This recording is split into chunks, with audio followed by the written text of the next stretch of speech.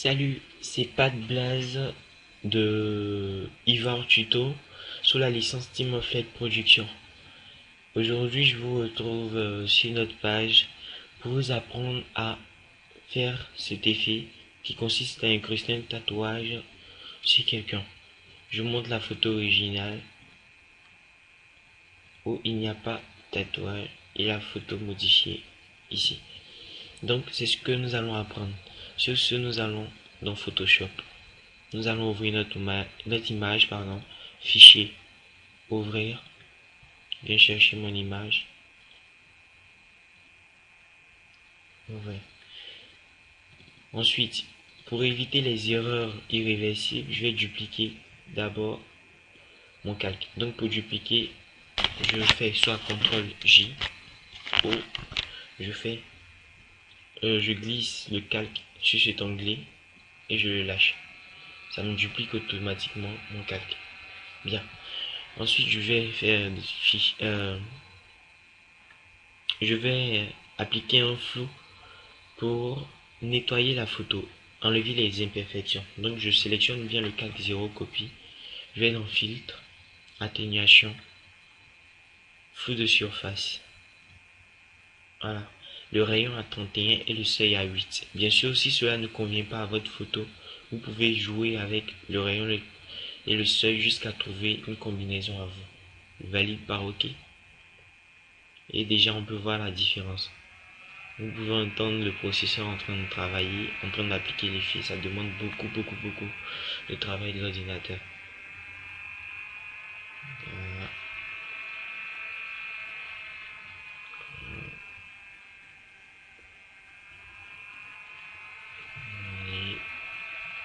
Et voilà, c'est fini. Donc, voilà l'avant et l'après. Vous pouvez voir que les imperfections ont bel et bien disparu.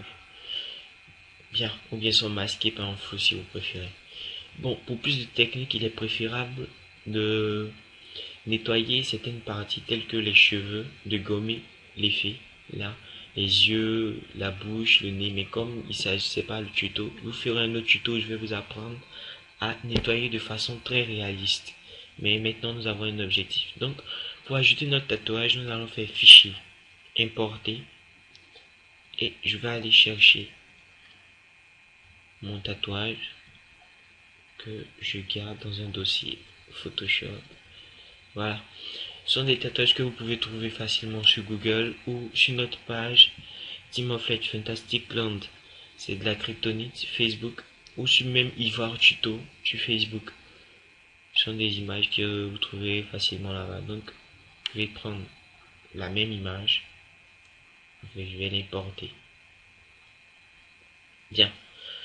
Pour agrandir une image, tout en respectant les proportions. Parce que sans rien faire, si je fais ça, vous pouvez voir que mon image se déforme.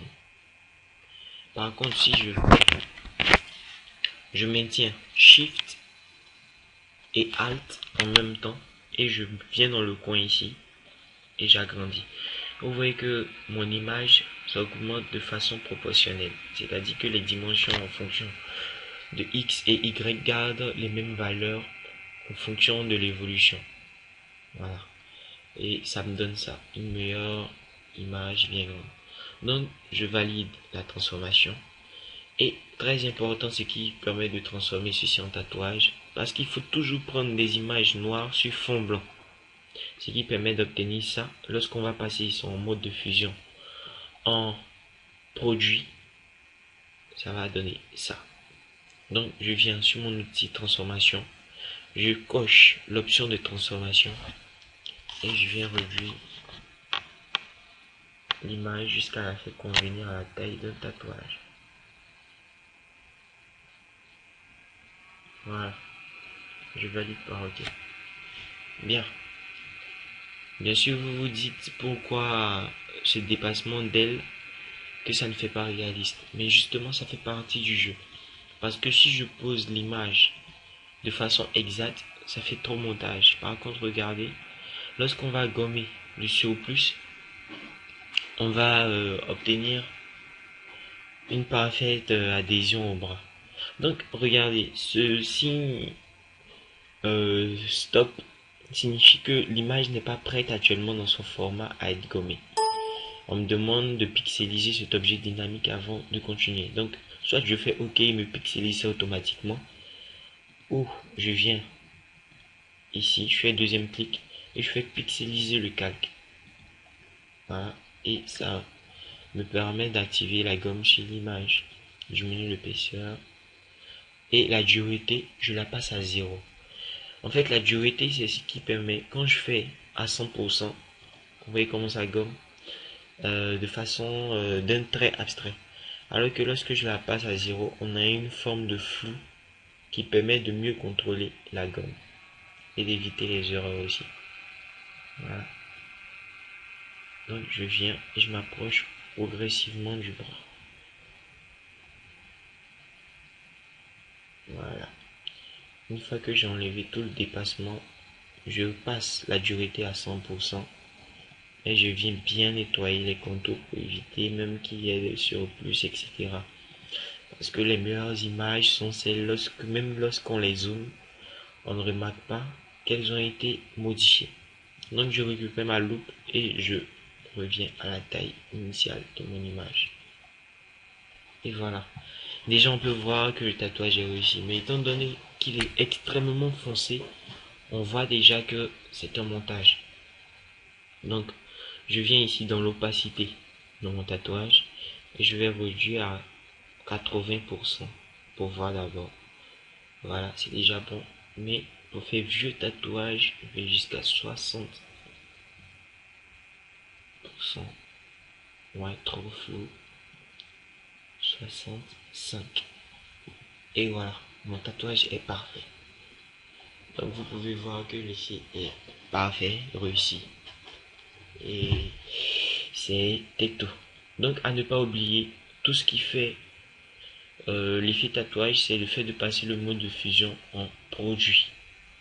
Voilà, et le tour est joué. Rien de magique, comme toujours je le dis, c'est un logiciel extrêmement facile et même nous n'avons pas suivi de formation. Et comme toujours le même conseil, n'oubliez pas, non, jamais de signer vos images car vous avez passé du temps et ça devient une propriété à vous. Évitez que les gens s'attribuent votre travail. C'est très important. Donc, signer, complète, production. Je valide. Et voilà.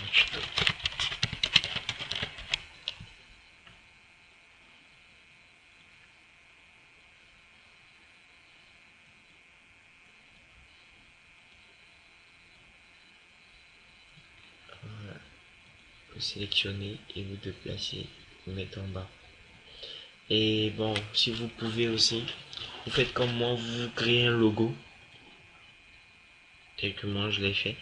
Et pour ceux qui ne maîtrisent pas bien le logiciel, je vais vous faire un tuto où je vous apprends comment créer ce genre de logo. C'est extrêmement facile. C'est extrêmement facile, il n'y a rien de magique. Voilà le logo d'Ivar Tuto.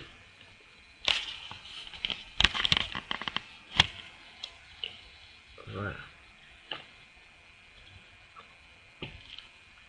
Et vous pouvez enregistrer votre image. Donc pour enregistrer, vous faites fichier, enregistrer sous. Assurez-vous que vous changez le format en JPEG stéréo ici. Et pardonnez, JPEG, JPG, JPEG, JPE. Voilà.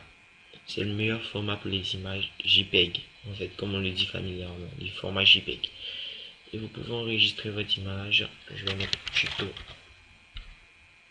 Enregistrer. Vous validez par OK. Vous pouvez fermer ça. Non, j'en ai plus besoin. Et voilà mon image. Donc c'est tout pour aujourd'hui. Je vous ai appris comment mettre un tatouage, une photo.